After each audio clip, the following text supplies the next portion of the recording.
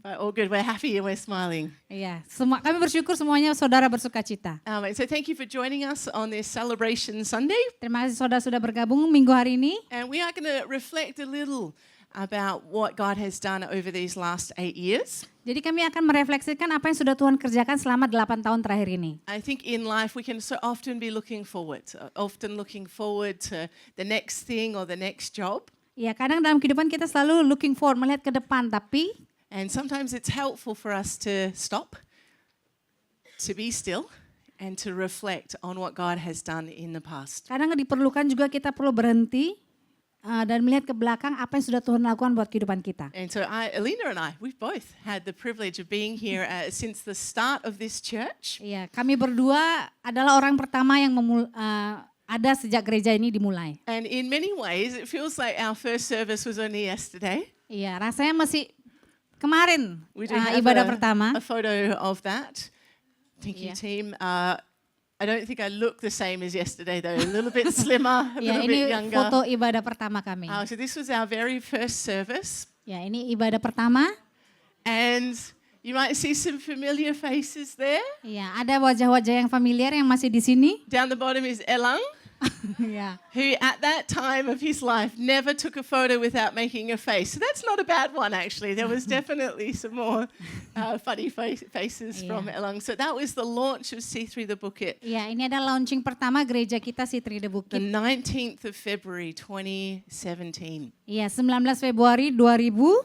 So in many ways it feels like only yesterday, but in many ways it feels like a lifetime ago that we launched the church. Iya, ini sepertinya sudah lama sekali kita melakukan hal ini, And gereja we've kita. seen God be so faithful every step of the way. Dan kami melihat betapa setianya Tuhan sepanjang perjalanan gereja ini kita dari awal sampai sekarang. And so we've got some collages that we're going to just move on through, so you can just get a little glimpse. Maybe you could spot yourself if you've got good eyesight.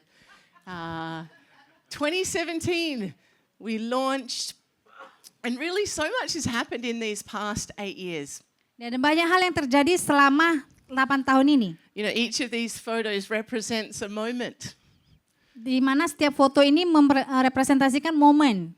And there were so many moments, especially as we launched. Everything in 2017 was the first time, the first water baptism, the first baby dedication. Ya, di tahun 2017 ada baptisan air, dedikasi bayi. We had a few changes even in that first year. We changed locations after just 2 weeks. Ya, bahkan kami berpindah tempat ketika baru 2 kali ibadah di hotel. And a little fun fact for you all is we actually started with the Sunday night service. It was a 5 p.m. service when we launched the church. Ya, ibadah pertama kami itu jam 5 sore. And so we spent hours setting up and packing down the church every Sunday. Ya, jadi karena kami sewa gedung hotel, jadi kami harus datang siang-siang untuk packing up dan setup semua alat-alat gereja. We had some faithful young guys led by Indra, just organizing the pickup truck to take all the gear from our house to the hotel and back again. Ya, jadi ada anak-anak muda dari anak-anak Baliaf yang selalu nyetir dan ngangkat barang untuk packing up dan setup. And you know what I think actually, we got so good at packing down that I think we could pack down the entire church faster than it takes us to pack up the Connect area on a Sunday. It's true, isn't it, Lynn? Definitely. 20 minutes, I think we had it.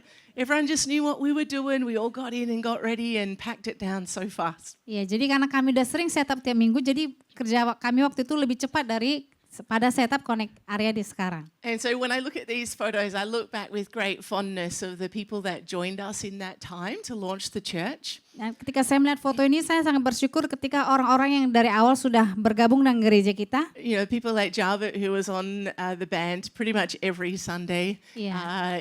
Itong was in there, Pete was playing. Ya, ada Yafet, Itong, dan Peter Lena yang was translating every Sunday. Lena. And so it was tiring work, but it was joyful work because we could see that God was working and moving. Iya, walaupun mungkin secara fisik capek, tapi kita lihat kok Tuhan bekerja di gereja. In 2018, we moved to this wonderful building here. Tahun 2018 Oktober kita pindah ke gedung ini karena sudah jadi dibangun. And we really felt like God opened up then many more opportunities for us to be able to reach this local community. Dan kami melihat bagaimana Tuhan bekerja untuk kami bisa menjangkau komunitas di sini. Oh, we've got some, nope, Too many things. Oh, the list. Oh, do you want us to shout? We could just shout it. Okay, we're all good. Let me know if we need to shut down this fan over here. I can sacrifice it if we need to. Oh, yeah, the monitors. Let's just unplug it all. Unplug it all. We'll continue on. Hopefully the sound will hold up. And so we got to launch C3 Youth at this time. Ooh. Ya, tahun 2018 kita mulai C3 Youth. That was when Fraser was here. Ya, waktu Fraser sini yang pertama kali And C3 Youth. young love was budding, but secretly. Ya, waktu itu masih cinta-cinta panas. Secret to some people, but some other people knew and found out. No, it's okay, I won't share that story. Itu rahasia di belakang layar. And so we saw God really expanding us as a church. We've got 2019. Tuhan terus berkembang dengan di mana kami tahun 2019. And we really felt, I felt such an expectation in 2019. There was a real momentum in our church. We had lots of opportunities to reach people through our English class. And yeah, it was a really special year, 2019. Ya, tahun 2019 kita bisa lagi menjangkau komunitas melalui kelas bahasa Inggris untuk komunitas daerah Bali Cliff waktu itu. And then the pandemic hit in 2020. And I don't know if you can see these photos, but there's a lot of church online photos on there. Because we didn't meet for a whole year and a half as a church during the lockdown. I don't know if you'll call it a lockdown here in Bali, but we couldn't gather.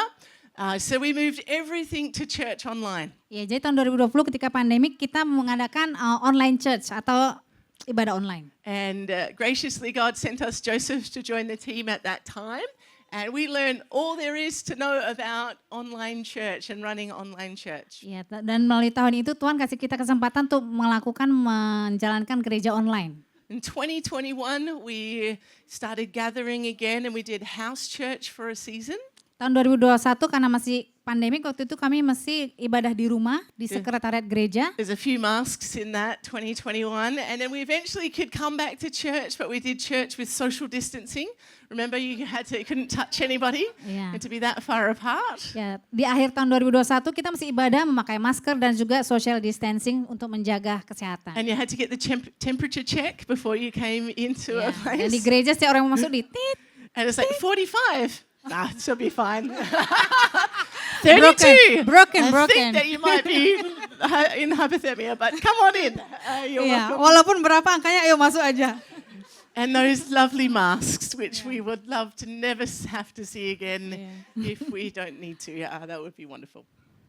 And we actually filmed our own Christmas movie at that time. Tahun 2021 kita juga ada Christmas movie. Everlasting Love. Iya, kasih Everlasting Love. Still available on YouTube if you want to watch it. Ya, ada di YouTube. YouTube C3 The Bukit. And so that was an incredible experience. And the actress is still here. Who? Oh, Lynn. Oh, yes. Oh, Lynn. We will. If you go on to a movie career later on, we'll know this is where it started. Absolutely, yeah.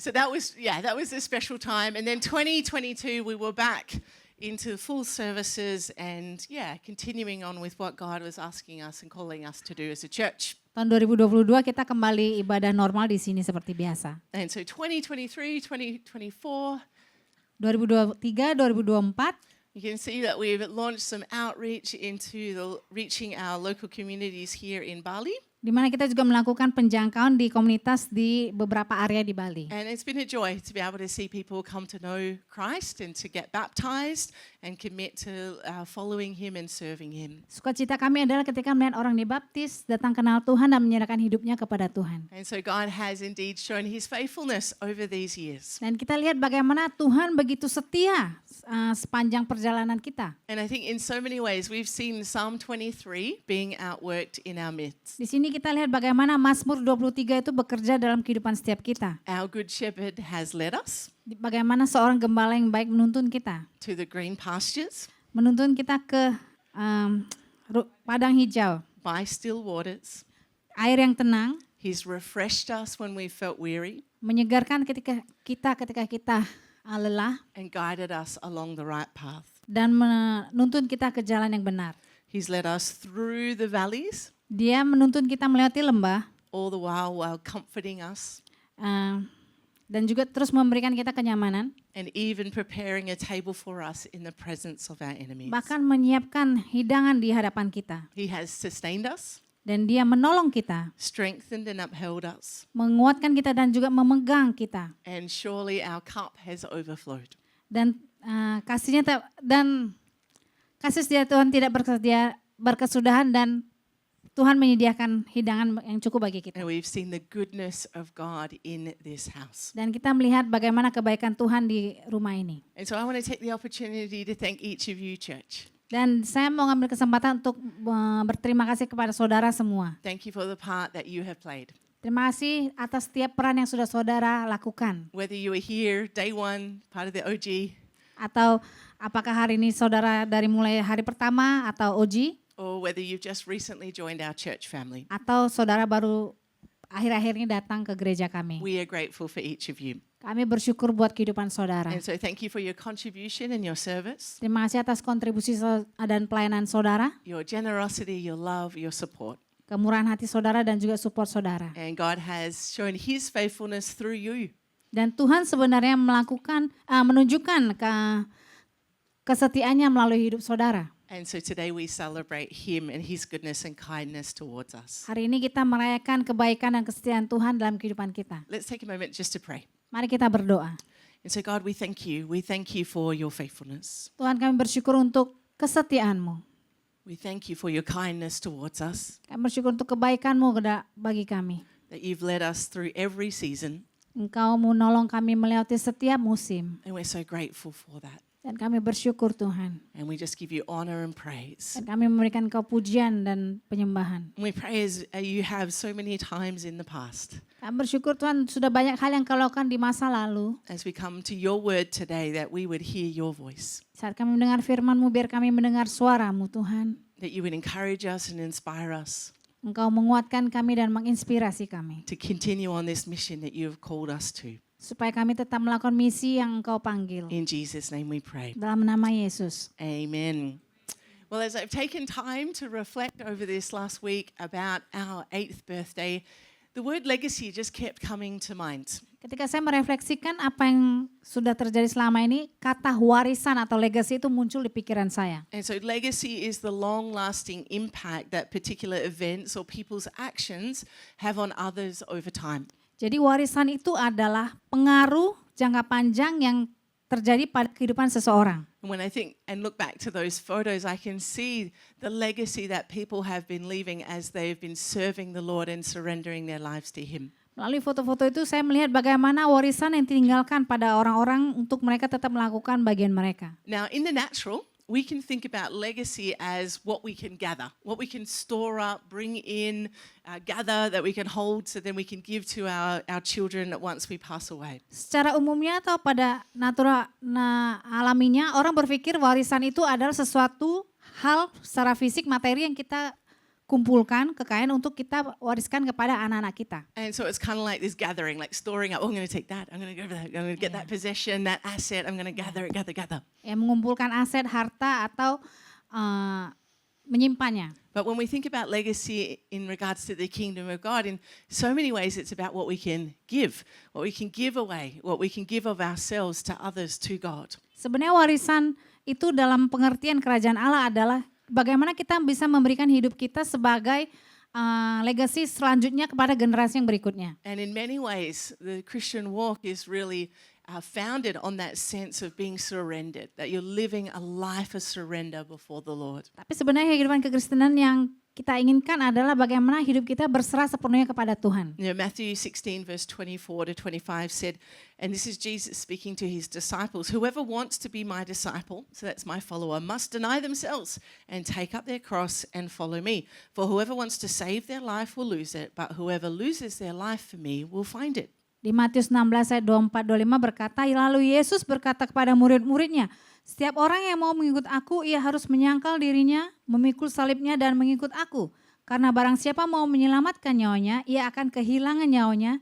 Tetapi barang siapa kehilangan nyawanya karena aku, ia akan memperolehnya. And so as we talk about denying ourselves, in essence, we're setting aside our own plans, our own desires, and putting them to the side so that we could seek the Lord's plan for our life. Iya, menyangkal diri yang dimaksud di sini adalah menyangkal rencana kita sendiri, tapi kita menyerahkan kepada rencana Tuhan. And what I found over the years of following Jesus, there are different levels of surrender that he leads us to. Selama saya mengikut Tuhan, saya menemukan ada beberapa level bagaimana kita harus berserah kepada Tuhan. There is that initial surrender to God, Ada penyerahan yang inisial yang pertama, where through the drawing of the Holy Spirit, he leads us to that moment of salvation. di mana Roh Kudus mendorong dan membawa kita kepada keselamatan, Where we receive him into our lives and we become children of God. di mana kita menerima Yesus sebagai Tuhan dan Juru Selamat dan kita menjadi anak-anak Allah. And that is a level of surrender. Dan itu adalah level penyerahan diri yang pertama. Saying, yes, I'm going to follow you, Jesus. Yang berkata, ya Tuhan aku mau ikut Engkau. But then I found that there's other points of surrender as we continue on our walk with Christ. Tapi saya menemukan di mana ada jenis penyerahan yang lain saat kita berjalan bersama Tuhan. Where we go even deeper in our submission to him. Di mana kita semakin lebih dalam lagi ketika kita menundukkan diri kepada Dia. Which in turn brings this deeper sense of intimacy, a relationship with God. Di mana kita semakin dalam dan intim lagi hubungan kita kepada Tuhan. And the more and more that we surrender to God, the more that our self-focused nature diminishes and the more of Christ rises within us. Semakin kita menyerahkan hidup kita pada Tuhan, concern terhadap diri kita sendiri semakin kecil, tapi kita lebih berfokus pada bagaimana memikirkan kepentingan Tuhan. And today I just want to take some time and share with you from my experience of this journey of surrender with the Lord. Hari ini saya mau men-sharingkan perjalanan penyerahan penundukan diri saya kepada Tuhan kepada saudara. Now I do want to say, I am still very much a work in process. There's still many areas that the Lord is asking me to surrender to him. But I want to take the opportunity as we're reflecting on these past 8 years to testify of God's goodness as he's taken me on this journey of surrender. Saya juga mau bilang saudara, saya sendiri masih proses belajar dan ini adalah perjalanan hidup saya dan saya masih harus terus menundukkan diri di hadapan Tuhan. And that my testimony could be an encouragement to you in your own journey of surrender to the Lord. Mungkin kesaksian saya ini bisa menguatkan saudara di perjalanan saudara mengikut Tuhan. If he can do it in my life, he can certainly do it in your life. Kalau saya bisa melakukannya, saudara pun pasti lebih bisa. And so we're going to be focusing on the goodness of God and his nature and character. Kita mau berfokus pada kebaikan Tuhan dan sifat alaminya Tuhan. And that as we surrender to him, that we will indeed leave a legacy as we surrender our lives to the Lord. Saat kita menyerahkan hidup kita pada Tuhan, kita artinya menyerahkan hidup kita sebagai warisan bagi generasi berikutnya. All right, so we've got 5 key lessons about surrender. Are you ready to hear them? Sudah siap saudara? Yes. Ada yang ngantuk? Yes, I am. Come on, Lynn's ready. All right, key number 1. In surrendering to God, we embark on a life-changing adventure of faith, transformation, and purpose. Yang pertama, dengan berserah diri kepada Tuhan, kita memulai petualangan yang mengubah hidup melalui iman, transformasi, dan tujuan. In 2015, I was called in to meet with my senior pastors, Pastor Jason M. Pastor Jason was here just a few weeks ago. Ya, tahun 2015 saya dipanggil oleh Pastor Jason Schroeder, pastor senior saya.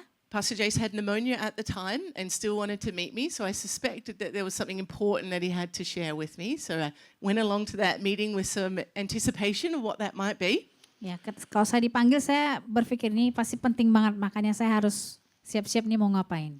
And they offered me the role of the campus pastor of a new church plant that they wanted to launch here in Bali. Ya, jadi waktu itu Pastor Jason menawarkan saya untuk menjadi pendeta di gereja kampus ini yang akan di launching di Bali. And so I was single. Waktu itu saya masih single, 31 years old at the 31 tahun, time, and working at the children's pastor at the church. dan bekerja sebagai As the pendeta anak-anak. And so up until that point, I had never once considered that I could be a missionary sometime in my future. Iya, tidak pernah di hidup saya berpikir saya menjadi seorang misionaris di tempat lain. My mum would many times say, Rach, you'll never make a missionary, because I would respond, like if the pots or the pans or dishes weren't cleaned properly, I'd be like, is this been cleaned properly? Iya.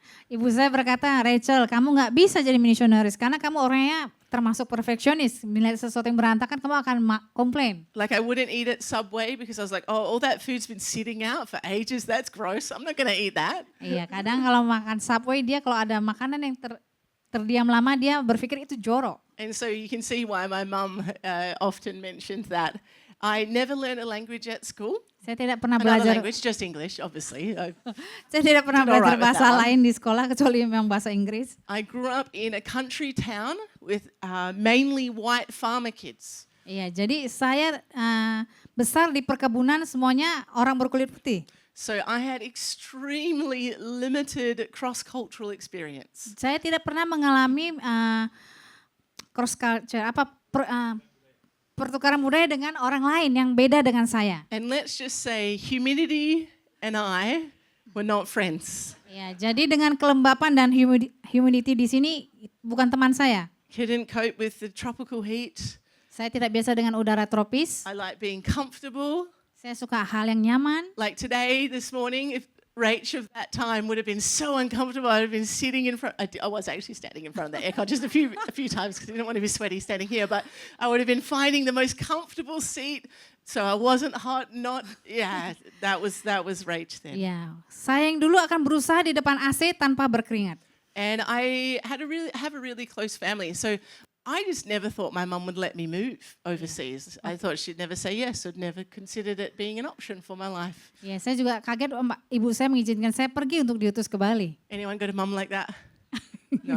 Okay, yeah. Cool. Yeah, we're together, so strong. No, good. I love my mum. She's precious. But I did come to Bali a few times when I was younger. So here's a photo of me as I was an 18-year-old. You have to guess which one is me. We're just going to... Oh. Ya, ini Pastor Rachel waktu umur 18 tahun dia mission trip ke Bali. So Sitri Bali ada. that's 18. So as you can see, I have a twin sister. Yeah. If you didn't know. Yes, jadi Pastor Rachel punya saudara kembar. Yang mana Pastor Obviously, Rachel? the one with the glasses over this side is me. Yes, and then So anyone want to guess which one's me? Ya, yang On the mana? left, of course. Super easy. I'm thinking this is Sanua, right? Ya, sana. We stayed in Sanua at that time, but so this is my first experience being here in Bali. So 18, 19, and about 22, 23, I came here on a missions trip. Ya, jadi waktu itu saya datang untuk mission trip ke Bali pertama. And those trips really impacted me so much. Dan trip itu sangat berdampak dalam hidup saya. How's this? As an 18-year-old, as I'm flying back home, we'd seen all these villages on, all these like local areas on the way to visit a village kind of in the mountain section of Bali here. Ya, waktu itu kami juga mengunjungi satu desa di Bali. And I think when you're a Western kid, teenage kid coming here, it's quite eye-opening to see the conditions that people live in. Dan ketika saya sebagai orang bule datang ke Bali melihat bagaimana kondisi orang Indonesia hidup.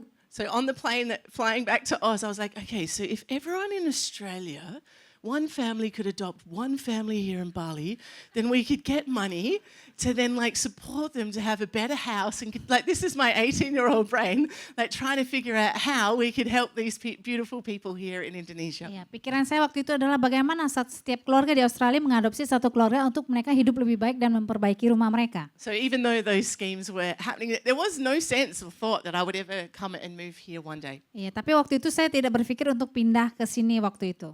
And yet, God had other plans in mind. Tapi Tuhan punya rencana lain. And now, I've been living here for almost a decade. Ya, saya udah hampir 10 tahun tinggal di I sini. have a family here. Saya punya keluarga. I gave birth to 2 children here. Saya punya 2 anak. That blows my mind. And so, I can absolutely testify, as we say yes in our surrender, God does lead us on this grand adventure. Iya, ketika kita bilang ya Tuhan dan berserah pada Dia, Tuhan akan menuntun kita kepada pengalaman hidup yang menyenangkan. Imagine if I hadn't been willing to give up my life in Australia. Bayangkan jika saya waktu itu tidak bersedia menyerahkan hidup saya untuk tetap tinggal di Australia.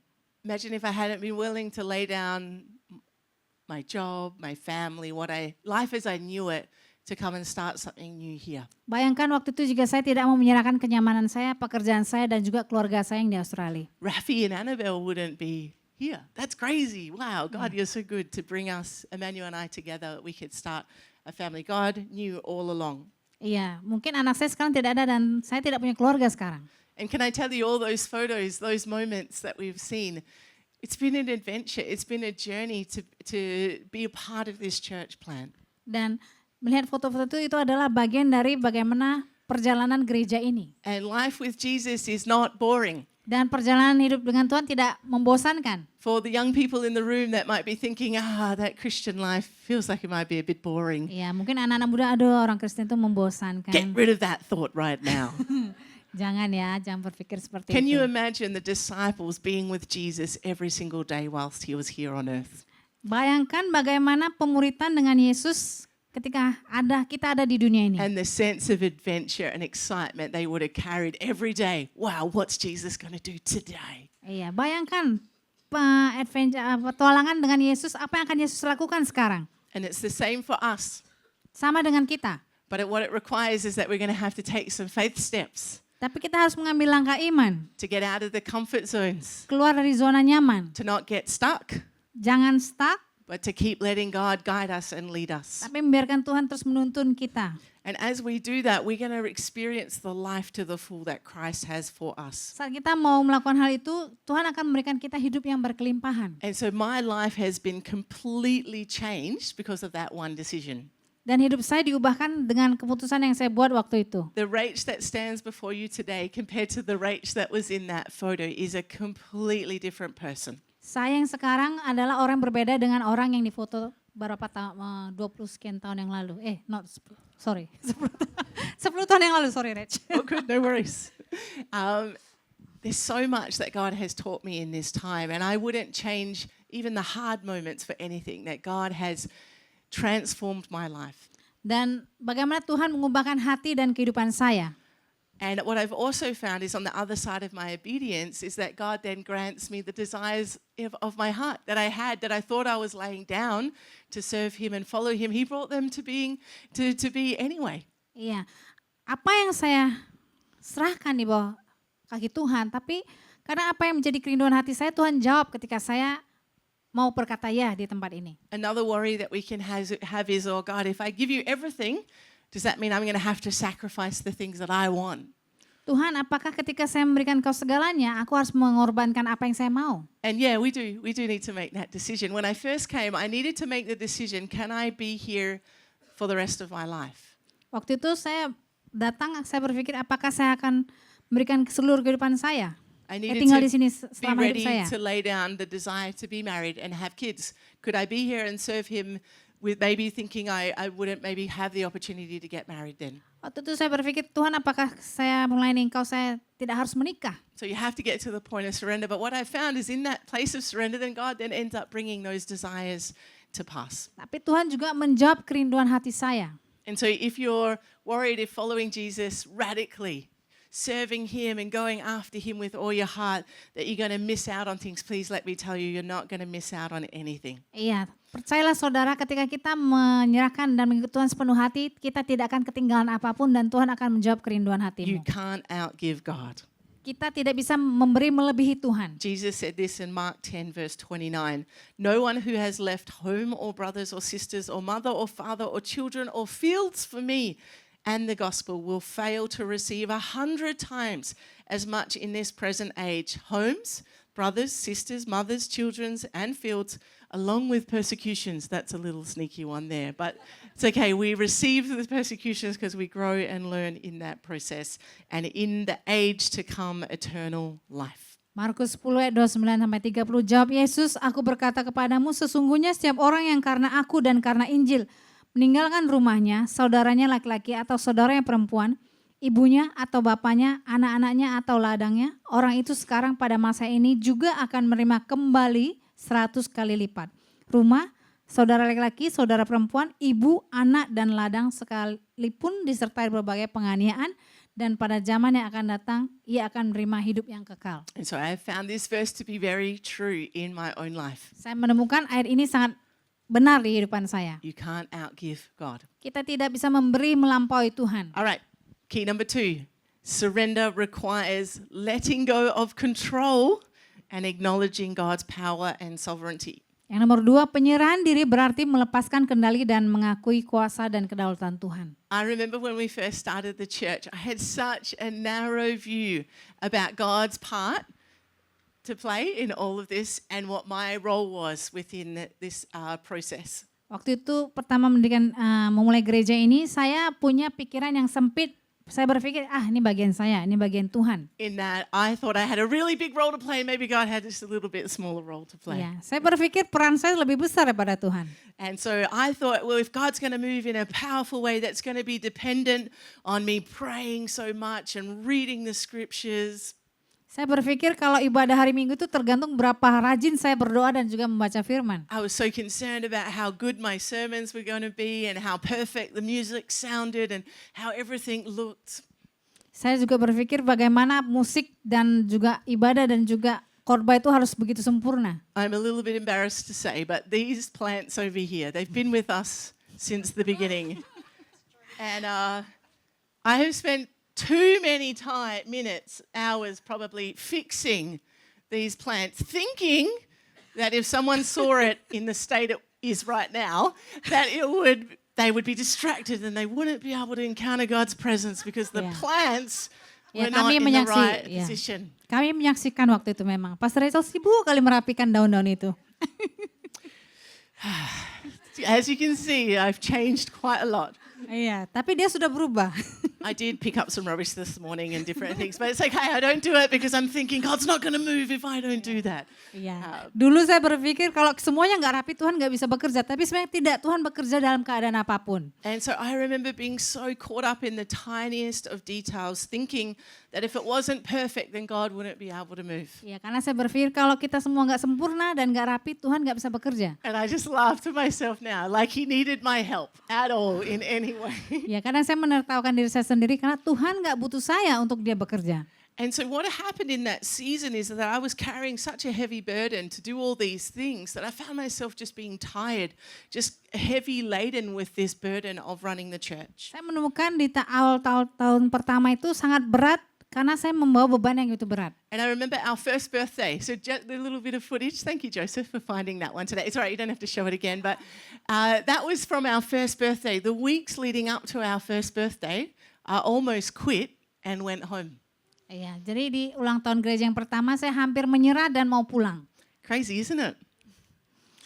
So I got to the end of the first year. I think our church had about an average of 30 people. I think that's where we were at. Iya, waktu itu kurang lebih 30 orang jemaatnya. And instead of celebrating that, celebrating what God had done, I was so disappointed. I was so discouraged. Like I felt like such a failure. Iya, waktu itu saya merasakan sangat tidak termotivasi dan merasa gagal. Because remember the mindset I had, I've got to fix the plant. That's the mindset. So I was coming into this time and thinking I had to do all of these things in order for God to be happy with what I was doing. Karena saya berpikir saya harus melakukan semua itu supaya Tuhan senang. But there was this season that then God revealed to me, actually the things that you're measuring your success about is not the most important thing to me. Ya, kadang apa yang kita berpikir sukses secara manusia itu tidak penting bagi Tuhan. Oh, that's my girl. Sharon about. She wants a mint. She just wants a chocolate or a mint. She's already eaten all of the mints at the. Oh, Fraser's got one here. Fraser's got a mint here. That's all she. Toddlers are happy to easy to please, but they're not so easy if they don't get what they want. Okay, and so in this season, I just felt like God was began to strip away all of this sense of performing, trying to please people, all of these measures of success that weren't His measures of success. It was in that space of being vulnerable before Him and surrendering control that then He was able to show that actually He was God and in control. Ya, jadi Tuhan membukakan saya harus vulnerable atau rentan di hadapan Dia, menyerahkan hidup di hadapan Dia, dan semua yang kelihatan bagus di pikiran saya, sebenarnya Tuhan bilang bukan itu yang Tuhan mau. And that if He wanted to move, He didn't need my help. Iya, kalau Tuhan mau bergerak, Dia nggak butuh saya. He would come and move and do what He wanted to do. Iya, Dia bisa melakukan apa saja tanpa saya. And so I learned in that time that yes, as we serve Him, that we can be part of watering or sowing, even sowing the seeds, but actually in the end, it's God who makes the plants grow. Iya, sebenarnya kita menabur benih, tapi Tuhanlah yang membuat semua benih itu bertumbuh. It's His job to build the church. Itu adalah tugas Tuhan untuk membangun gereja ini. Jesus said, I will build the church. Yesus berkata, aku akan membangun gereja. Not you, Rach, by fixing the plants. Bukan kamu Rachel yang dengan membereskan daun-daun itu. And so all that was required of me was to walk in obedience Tapi yang Tuhan mau aku berjalan dengan setia. and to allow him space, surrender my control of what was happening and allow him to come and move. Dan aku harus berserah tidak mengontrol segala sesuatu dengan apa yang di pikiran saya. And so let me tell you that was just a really powerful lesson to learn. And thankfully I didn't give up, we stayed the course.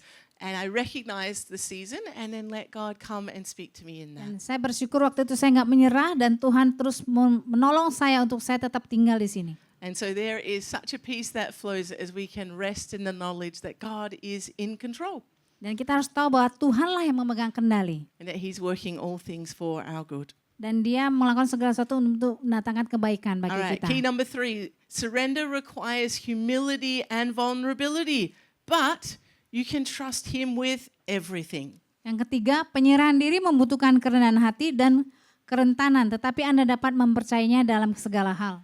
And so I love it. We've had so many special moments across the years in God's presence, in a time of prayer or a time of worship. Saya sangat suka bagaimana Tuhan bergerak dalam momen-momen aktivitas gereja, dalam penyembahan, dalam waktu doa. And I've had some of my most powerful encounters with God during this past season.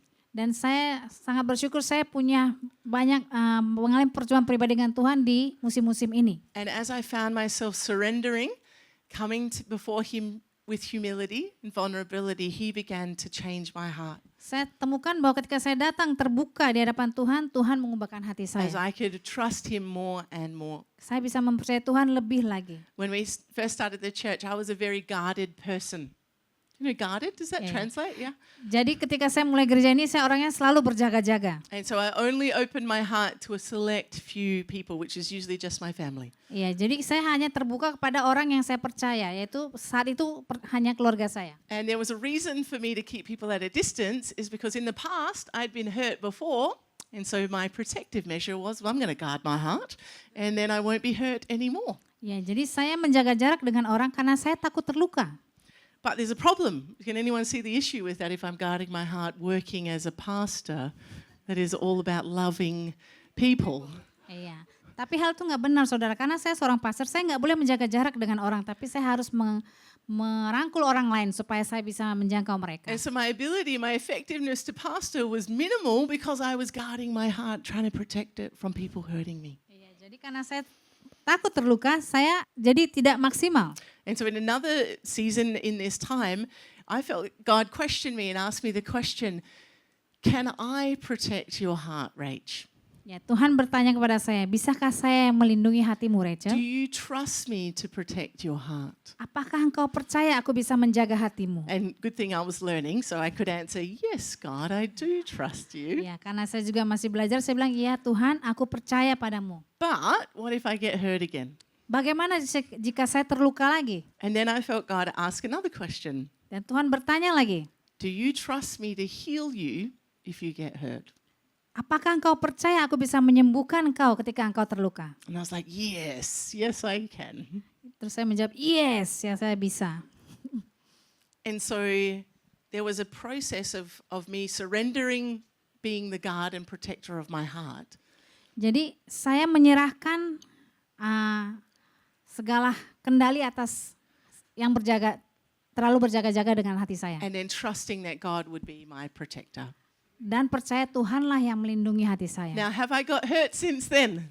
Apakah saya terluka sejak itu? Yes, I have many, many, many times. Ya, banyak sekali. And I've probably done the same to others. Mungkin saya juga melakukan hal yang sama dengan orang lain. But you know, what I found is God has been so gracious to meet me in that hurt, Tapi saya sangat bersyukur Tuhan bertemu dengan saya ketika saya merasa terluka, to bring healing and help me to forgive as needed.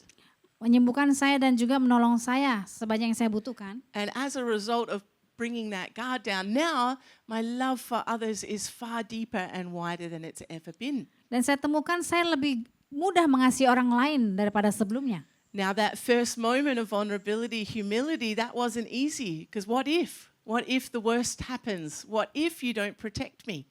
Ya, kadang ketika saya merasa vulnerable atau rentan, saya kadang berpikir, bagaimana Tuhan kau nggak bisa melindungi aku? Bagaimana Tuhan kalau saya terluka lagi? But we can trust God at his word and promise. And I've found that to be true, that he has been faithful in every season to protect and cover me. Saya temukan Tuhan setia dan dia terus melindungi dan juga menyembuhkan hati saya. And so we can surrender because we trust in the God that we're surrendering to. Kita bisa menyerahkan diri karena kita percaya pada Tuhan. Key number 4, surrendering your life to God brings an inner peace that surpasses all understanding. Yang keempat, menyerahkan hidup kita kepada Tuhan akan mendatangkan kedamaian batin yang melampaui pemahaman kita. And so there is this peace of, we're back. Robot. There is this peace that surpasses all peace. I just really wanted to, no, it's okay. There's a peace that surpasses all understanding as we surrender our lives to the Lord. Ada damai yang melebihi pemahaman kita saat kita berserah kepada Tuhan. It's not a peace based on our circumstances. Damai yang melebihi keadaan kita. It's not based on how good we're feeling. Tidak tergantung bagaimana perasaan kita. Or whether our bills have been paid. Apakah tagihan saudara-saudara dibayar? Or if we're getting good grades in our studies. Atau tidak tergantung kepada nilai yang kita capai waktu sekolah. But this peace is based on the unchanging nature of God. Tapi damai sejahtera karena memang sifatnya Tuhan. That our God is faithful to his word. Karena Tuhan setia dengan firman-Nya. That we can believe the promises that he gives us. Kita bisa percaya dengan setiap janji yang dia berikan kepada kita. And as we surrender our lives to him in that. Dan saat kita menyerahkan hidup kita pada dia. He gives us this gift of peace. Dia memberikan damai sejahtera itu. I think the world that we live in right now, there's plenty of opportunities for us to live in fear, isn't there? Karena kita tahu bahwa kehidupan kita saat ini banyak hidup dalam ketakutan. But even with everything going on around us, we can have this inner peace as we surrender our lives to God. Terlepas dari apapun yang terjadi di dunia ini, kita bisa memiliki damai sejahtera dari Tuhan. For his is a pathway, a journey of peace. Karena dialah jalan menuju ke damai sejahteraan. Matthew 11:28. Come to me all who are weary and burdened, and I will give you rest. Take my yoke upon you and learn from me, for I am gentle and humble in heart, and you will find rest for your souls. For my yoke is easy and my burden is light. Matius 11 ayat 28-30. Marilah kepadaku semua yang letih lesu dan berbeban berat, aku akan memberi kelegaan kepadamu. Pikulah kuk yang kupasang dan belajarlah kepadaku, karena aku lemah lembut dan rendah hati. Dan jiwamu akan mendapat ketenangan. Sebab kuk yang kupasang itu enak dan bebanku pun ringan.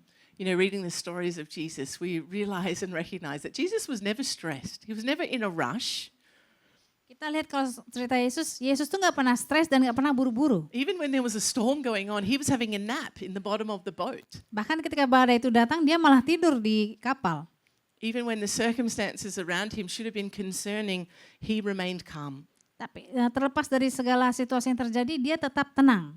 And so Jesus has left us, his followers, with that same peace. Ya, jadi Yesus memberikan damai sejahtera yang sama bagi kita pengikutnya. Not as the world gives.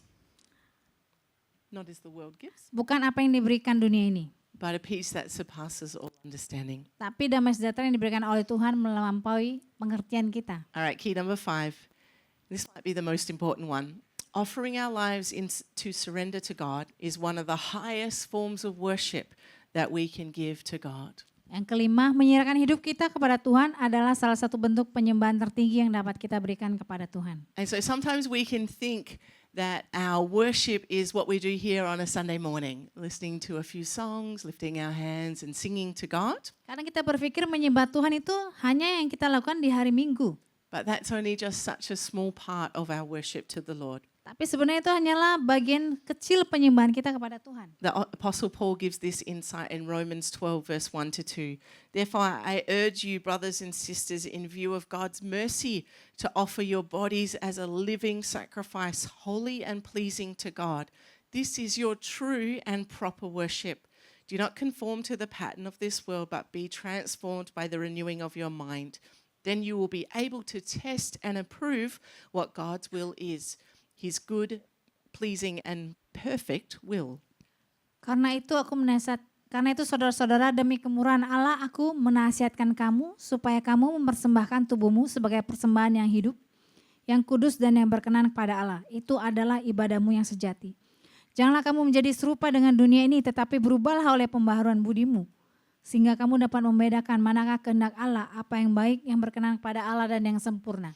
And so we can read those words, to offer your bodies as living sacrifices, and think maybe, is that a bit extreme? Ya, kadang mungkin kita berpikir itu terlalu ekstrim, menyerahkan tubuh kita sebagai persembahan yang hidup. I just want to note here, at least it didn't say offer yourselves as sacrifices, because typically sacrifices don't stay alive. So Yeah. I'm glad that it actually stipulates living Yeah. sacrifices. Persembahan yang hidup maksudnya bukan tubuh kita itu dibakar hidup itu bukan. But really here Paul is echoing what Jesus has already shared with us. Tapi yang mau Paulus tekankan di sini adalah bagaimana Yesus menyerahkan hidupnya untuk sebagai persembahan yang hidup. Whoever wants to be my disciple must deny themselves, pick up Orang their yang- cross and follow me. Barang siapa yang ikut aku, ia harus menyangkal dirinya dan memikul salib.